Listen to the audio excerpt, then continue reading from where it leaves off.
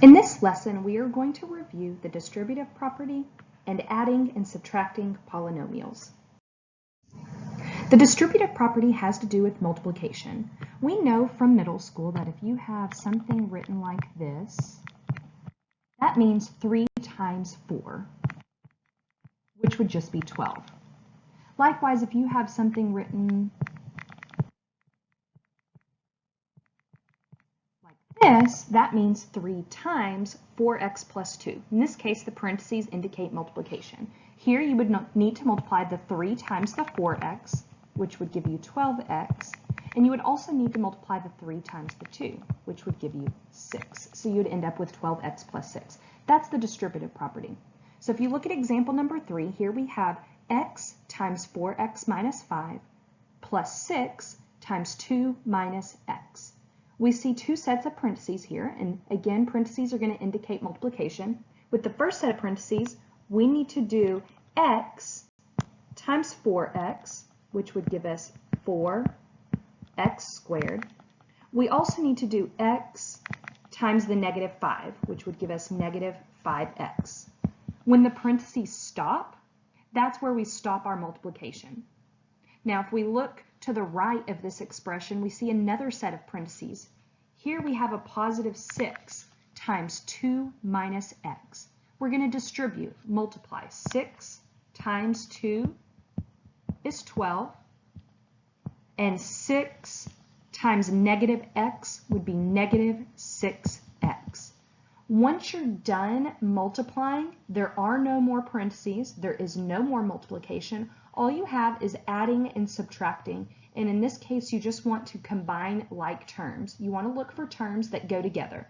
For example, this minus 5x goes with this minus 6x. So to simplify my final answer, I would bring down my 4x squared. If I combine all my x's together, negative 5 and negative 6 would make that negative 11x. And then I'm going to bring down that plus 12. To summarize here, when you see parentheses, parentheses often indicate multiplication. You want to multiply whatever is in front of the parentheses and distribute it to anything inside the parentheses. After you're done multiplying, you can combine like terms. Now we're going to move on to adding and subtracting. On example number 4, we very clearly see that this is an addition problem.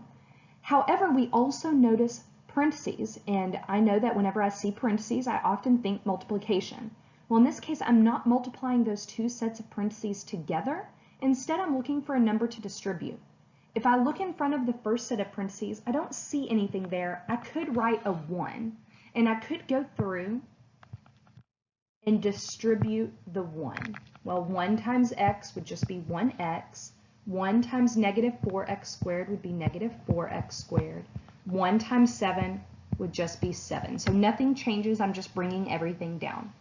The same thing happens with the right-hand set of parentheses. Again, I'm looking for a number to distribute. I don't see anything out front, so I can just treat this as a positive 1. 1 times 3 is going to be a 3. 1 times negative 5x is going to be a negative 5x. And 1 times 9x squared is going to be a 9x squared. Ultimately, I haven't changed anything about this problem except I've dropped the parentheses by distributing that imaginary 1 in the front. From here, I can go through and combine like terms. Remember, we always want to put the highest exponent first. So let's start by putting all of our x squareds together. I see a minus 4x squared here, and I see a positive 9x squared here. Negative 4 plus 9 would be 5x squared. After the x squareds, I want to combine all of the x's. I see 1x in the front minus 5x. 1 minus 5 is negative 4, so that's going to be negative 4x. And last, we want to put our constants together. So I see a plain old 7 plus 3. 7 plus 3 gives us 10. This would be our final answer. Number 5, we see that this is a subtraction problem. I have 7x cubed minus 3x squared plus 5x minus 11 minus 2x cubed minus 4x squared minus 11x plus 7. Here I'm subtracting, but I also see two sets of parentheses. And when I see parentheses, I know that I want to multiply something. Here you're looking for a number to distribute. Again, in the front of the first set of parentheses, that would just be a positive 1. And if you go through and distribute the positive 1, 1 times 7x cubed would stay 7x cubed. 1 times negative 3x squared would just be negative 3x squared. 1 times 5x would be 5x.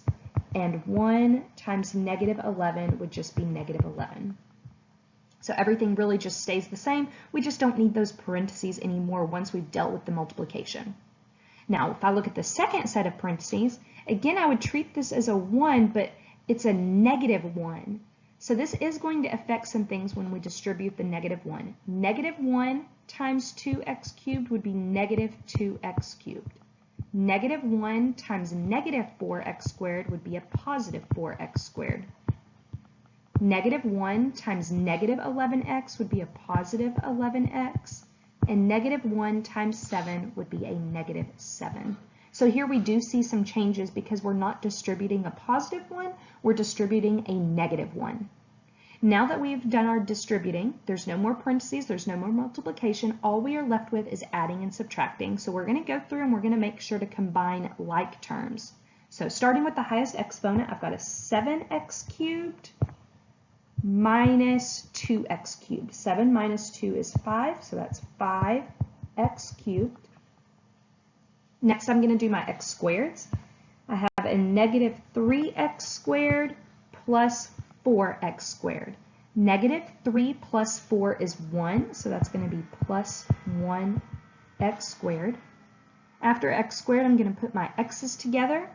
I have a 5x plus 11x. 5 plus 11 is 16, so this is going to be plus 16x. And finally, I'm going to combine my constant terms. I have a negative 11 minus 7. Negative 11 minus 7 is negative 18, so it's going to be a minus 18. To summarize, anytime that you see parentheses, your first thought should be multiplication, but you really want to be careful about what you're multiplying. If you have addition or subtraction between your parentheses, all you're doing is looking for a number to distribute. If there's not a number in the front, that would just be a 1. For subtraction, you would treat that like a negative 1 and distribute it. Once you're done with the multiplication step, all you're doing is combining like terms.